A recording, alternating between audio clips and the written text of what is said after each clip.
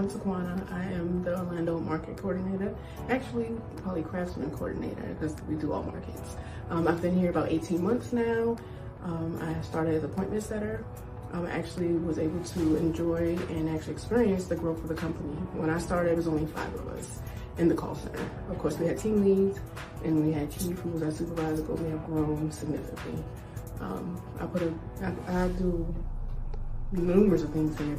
Wear different hats, from helping in HR, production, the call center, with the other market coordinators to make sure that we put everything together as a whole with Quality Craftsmen and to make sure everything can go smoothly with every department that's here.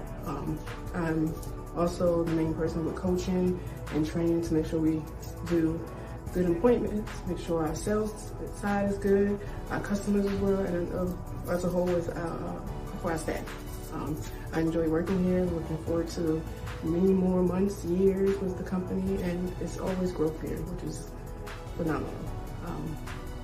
Only honestly good things to say. With every company in call center is going to be changes, but we have had some great changes here, and it's really like family based, and they really look out for people here, even the customers and employees.